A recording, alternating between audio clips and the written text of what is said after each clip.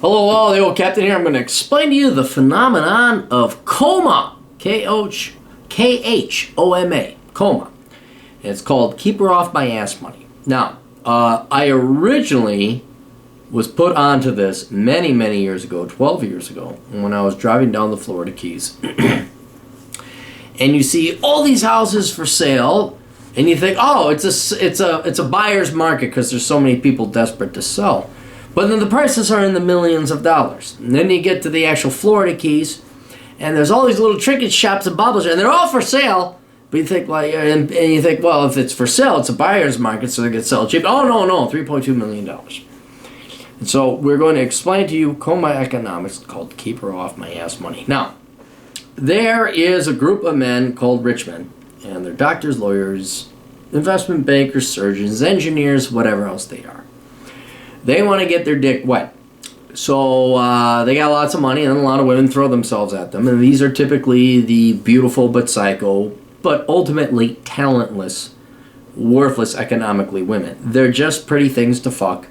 And these guys go and they basically buy trophy wives. That's where the word comes from, trophy wives. So inevitably what these guys find out, because they are intelligent and they do make a lot of money, is that these women are dumber than all fuck. They really are just a place to put your dick, and they got to get these women out of the house, and they give her KHOMA money, keep her off my ass money. So what ends up happening is all these really rich places, could be the Florida Keys, it could be whatever, the really rich area, the downtown area where all the boutique and fast look, I have doilies and Bertha's Baubles and all this other, like, you walk through these picturesque little towns and you're looking at these stores like, how the fuck do they make money? And the answer is they don't. It's KHOMA. So what ends up happening is you get all these very fancy places. Like, for example, in Minnesota, it's Edina or Wayzata. In Milwaukee, I think it's Brookfield. Chicago would be Winnetka. Michigan, it would be St. Joseph's.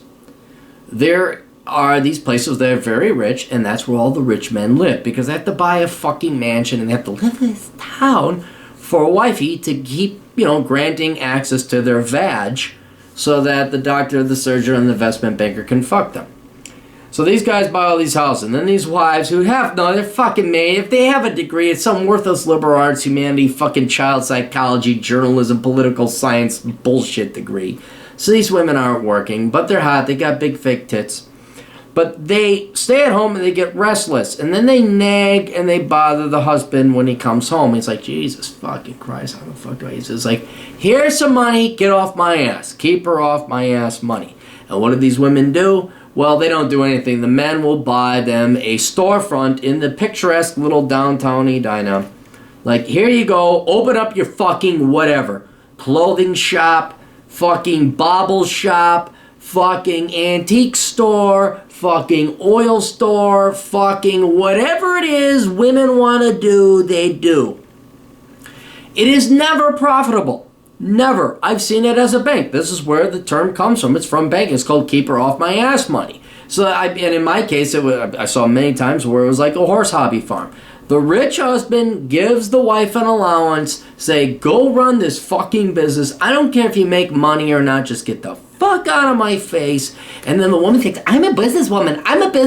Oh my goodness, look at me. I'm an independent woman. I'm so professional.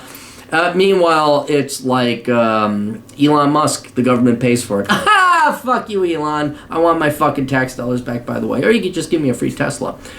So basically that's what it is, and this explains this phenomena where it doesn't make sense to any rookie economist or actually intermediate economists, where you're walking down this thing like, why the fuck is this open? How the fuck did they make the money? How the fuck did they make the rent? They're not making money.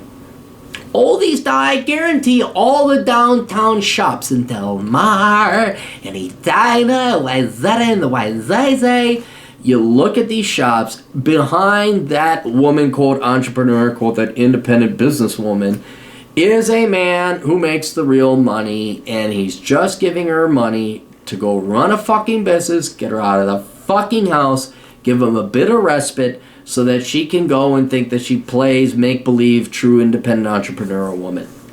And so that's it. So what you'll see on more of an economics ground is you'll see an unviable business. Like, how the fuck did they make money? What the fuck is, how?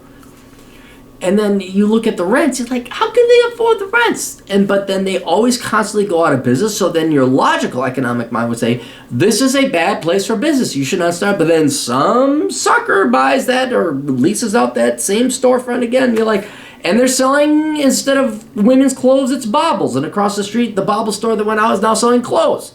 It's like, what the fuck's going on? That's what it is. It's a fabricated market. It's very much like the Federal Reserve pumping money in.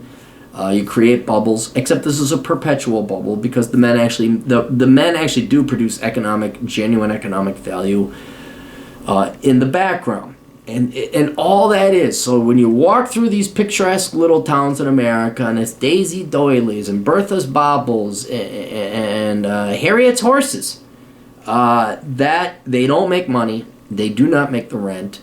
And rents are so high because the real men who make the money are flooding the market. The surgeons and the investment bankers are flooding the market to keep the woman off her ass. So that's KHOMA. KHOMA. Keep her off my ass money. And it's a phenomenon that you're going to see. And it explains a lot. Because this really, it flummoxed me for like 2 years. I'm like, how the fuck, why KHOMA. That's what it is. So anyway, best of luck to all of you. Toodles.